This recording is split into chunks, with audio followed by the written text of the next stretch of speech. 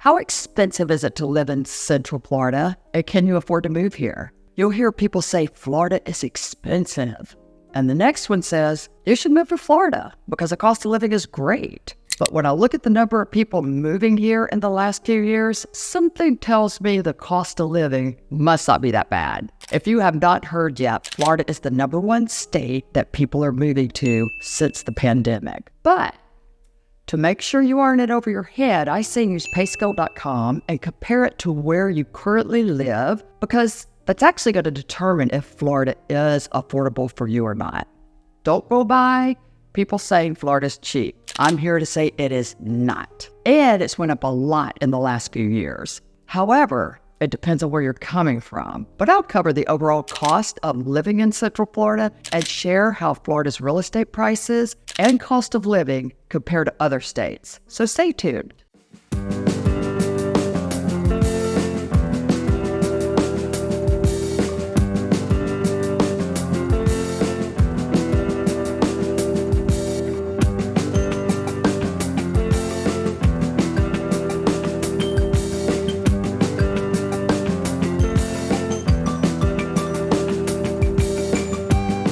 Hi everyone, I'm Chandra, a local realtor here in the Orlando area, and if this is your first time to our channel, then welcome. This is where we cover everything you need to know about life in Orlando, Florida, and all the surrounding areas. I get calls every day from people just like you looking to move to the area. So whether you're looking to move in 1 week or 1 year, just reach out. Whether it's text, email, phone call, or we can set up a Zoom appointment, whatever fits you. We would love to hear from you. All of our information is in the description below. And with that being said, today we're going to cover the cost of living in 2024. Let's start with the end of 2023, where Florida's cost of living index was calculated at 101. So it's just 1% above the national average. You'll see a slight variation depending on where you look, but it's all within just a percentage or two. The cost of living in Central Florida can vary, and it depends on factors such as location within the region, lifestyle choices, and individual circumstances. Generally, Central Florida, including cities like Orlando, Tampa, and Daytona Beach, tend to have a slightly lower cost of living compared to some other metropolitan areas in the United States. Overall, Florida ranked 30th in terms of its cost of living. You can see here there's plenty of states that have a higher cost of living, 20 to be exact. Orlando is more expensive than it has been, but it's more affordable than a lot of the other big cities in the United States also. Since COVID in 2020, Florida homes increased 41%. Since with that influx of people coming in, this is, of course, caused by the supply and demand. Prices went up fast in Florida. Some areas went up 61%, but on a positive note, interest rates are trickling down. At the end of 2023, the median Florida home price, which includes single-family homes, townhomes, and condos, is a little over $389,000, which is 13.6% above the national average home price. And we use Zillow's Home Value Index, which is considered one of the most accurate measures of homes. While I'm on this topic, there's no need to compare what the previous person paid for the home. That's irrelevant. It's all based on the value of the home today. I have clients tell me all the time, well, they paid $600 for it. Why would I buy it for $1 million 2 years later? Because it's worth $1 million in today's market. That's the beauty of owning a home. Owning a home is an investment. And you don't have to worry about home prices coming down because Florida is still in very high demand. So once you purchase a home, you purchase homeowners insurance, unless you're paying cash for that home. I wouldn't suggest going without it, but it's not mandatory to have it if you aren't financing through a bank. Homeowners insurance has been in a crisis in Florida, and this is due to roofing fraud and the hurricanes that we get.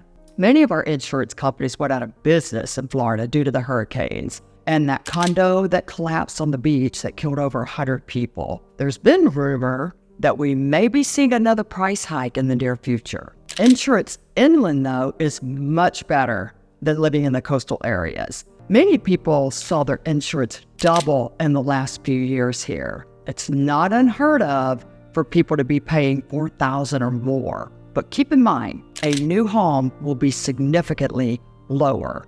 But the average homeowner's insurance now in February 2024 is $2,880. So shop around, and especially if you're still with the same company you've been with for a while.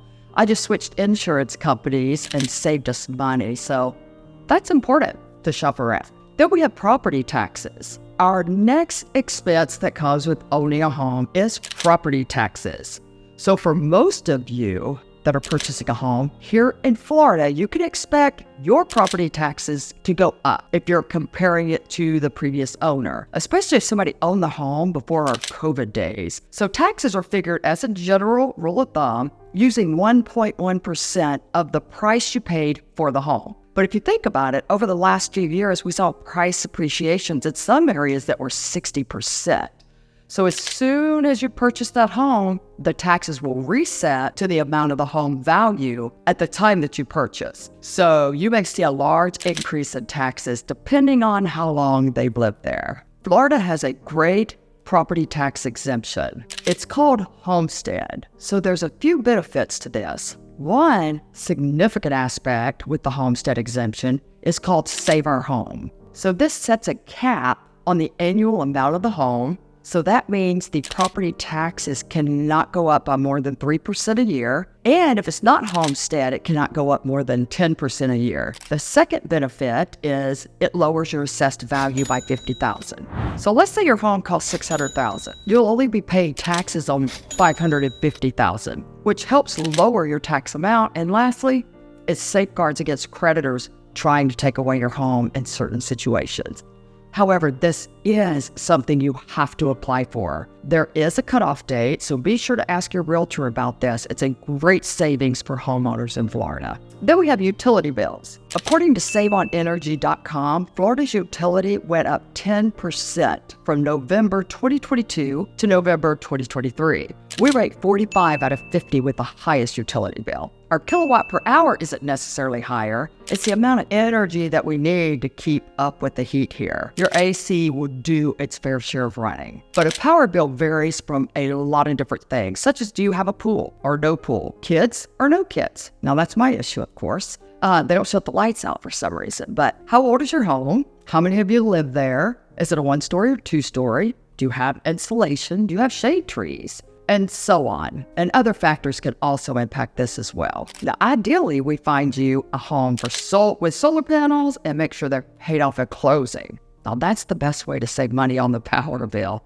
Solar panels are very popular in Florida right now. Then we have transportation. And in Central Florida, you do need to rely on a car. So transportation costs may include car payment, insurance, which is a great topic I'll mention soon, fuel, maintenance, and tolls. Many of us forget about public transportation. Options like buses and trains are not available in our area like they are in other cities, so you cannot solely rely on that. So with owning a car comes car insurance, and Florida has the third highest full coverage premium in the United States. And we're also ranked among 10 states where car insurance rates are rising the fastest. There's a number of factors leading to this. One is all the uninsured drivers in the state, and that's the biggest factor. We also have a lot of older drivers, young student drivers, millions of tourists looking around and or lost, and of course our weather doesn't help. As far as gas prices, we're right around the national average, and you can join clubs like Costco, BJ's, or Sam's, and lower what you pay per gallon as well. I probably should mention toll roads because depending on your daily commute will depend if this is an added expense or not.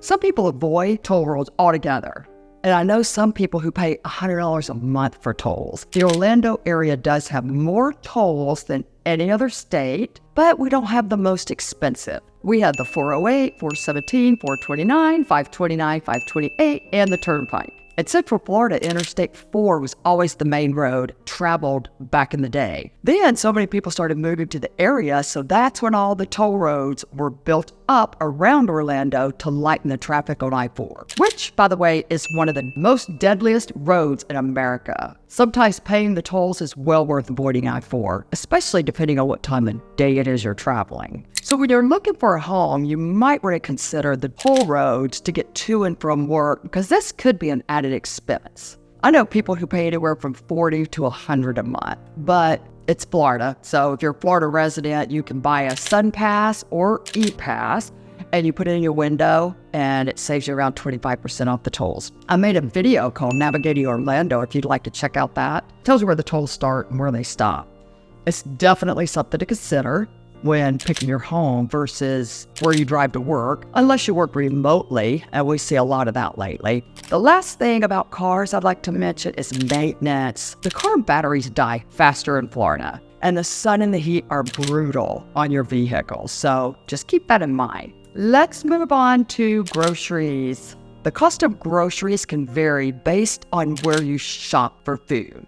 The cost here at this Walmart is slightly lower than the national average, but we do have a popular grocery store in Florida. It's called Publix, and it is super pricey unless you get BOGO items there. I avoid Publix because of the prices. I'd rather slip my PJs on and wear fuzzy slippers outdoors to Walmart than to pay for public prices. I don't really do that, by the way, but I do avoid Publix.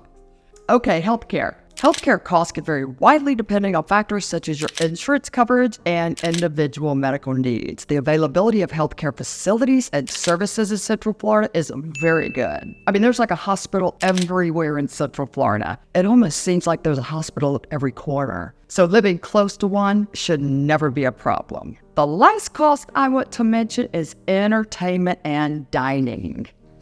So now you know we're a popular tourist destination with so much entertainment, including theme parks, restaurants, bars, and cultural attractions. But the cost for entertainment and dining out will vary depending on your preference and frequency of going out. But I'll warn you, if you want someone dancing on your table, you will pay. As far as I'm concerned, McDonald's has went up higher than my likings. I love food, don't get me wrong, but not $200 worth in one sitting. So that definitely can vary. Florida residents do get discounts on the theme parks here, so that's a plus. Much cheaper than visiting, of course. And lastly, I'll add the best part about the cost of living in Florida is we don't pay state taxes. So that is a big chunk to help offset some of the higher costs of things we do have. So look at your W-2s, see what you paid into state taxes. You move here, and that's something you can have in your pocket. That way you can pay for people to dance on your table if that's what you prefer. We do have a sales tax, and that varies from 6 to 7% depending on which